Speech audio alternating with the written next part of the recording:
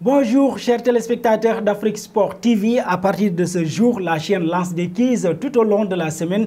Celui qui trouve toutes nos questions durant la semaine gagnera un maillot. Et si vous êtes plusieurs à trouver, un tirage se tiendra pour choisir le vainqueur. Restez donc scotchés jusqu'à la fin de cette édition pour ne pas manquer notre question du jour. Et bienvenue à tous pour la matinale de ce lundi 8 novembre 2021 que nous débutons avec les éliminatoires au Mondial 2022, longtemps annoncé au stade Omnisport Ahmadou Ahidjo de Yaoundé, le match Cameroun-Côte d'Ivoire de la dernière journée des éliminatoires du Mondial 2022 dans le groupe D va finalement se jouer à Douala, prévu le 16 novembre prochain. La rencontre a été programmée au stade de 50 000 places assises du complexe sportif de Diapoma. La Fédération camerounaise de football a écrit à la Confédération africaine de football à l'effet de négocier la présence de 25 000 spectateurs dans les tribunes. Un passage en Algérie titulaire indiscutable avec Clermont en Ligue 1. Le latéral droit Hakim Djadatka a exprimé son souhait de jouer avec l'Algérie. Pour l'heure, le sélectionneur Djamal Belmadi n'a toutefois pas souhaité donner sa chance aux natifs de Pertuis, lui préférant Mehdi Djefan, Mohamed Reda ou encore Youssine Benayada comme doublure de Youssef Attal.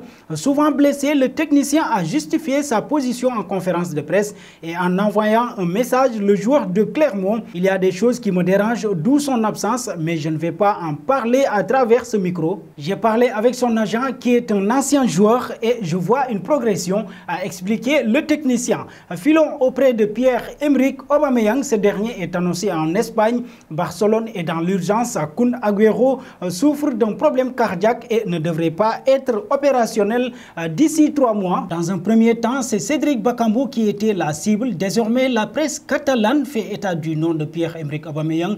C'est vrai que vendre Aubameyang en janvier serait une bonne option pour Arsenal d'espérer tirer de bons dividendes, surtout que l'international gabonais ira à la CAN.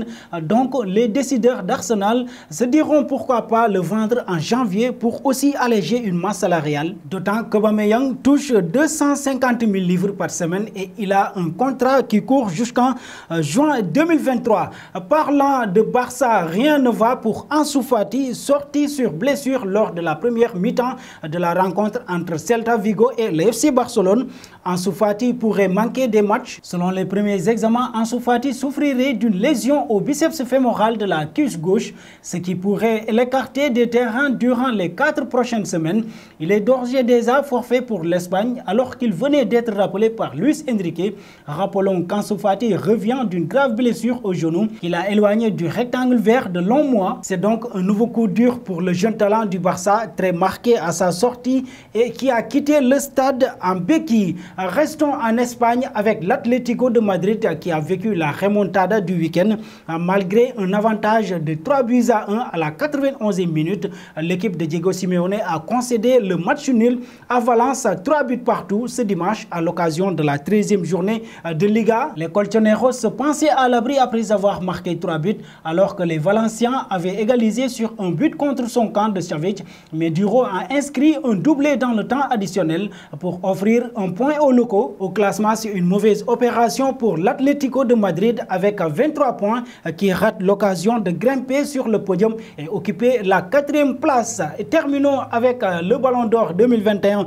Lionel Messi devant Benzema et Ronaldo, lauréat du Ballon d'Or 2021. C'est l'info lancée par la radio-télévision de Portugal, l'équivalent de France Télévisions au Portugal. Si l'info se vérifie, Lionel Messi remportera pour la 7e fois le trophée, mais pour la première fois avec le PSG, ce serait un Ballon d'Or pour 2 ans en fait, puisqu'en 2020, il n'a pas été attribué. En 2019, le vainqueur était Lionel Messi. Des infos à prendre en P7 puisque des rumeurs ont déjà été données gagnant Karim Benzema et Robert Lewandowski, mais à chaque fois, France Football a démenti en assurant que le résultat était garde bien secret. Réponse le 29 novembre à Paris. Et nous arrivons au terme de cette matinale que nous bouclons avec la question du jour. Et je vous le rappelle, pour gagner un maillot, il va falloir répondre toutes les questions de la semaine. Voilà donc votre question du jour. Combien de buts Lionel Messi a marqué lors de sa dernière saison avec le FC Barcelone? Vos réponses seront attendues en commentaire. Merci et très bon début de semaine à tous.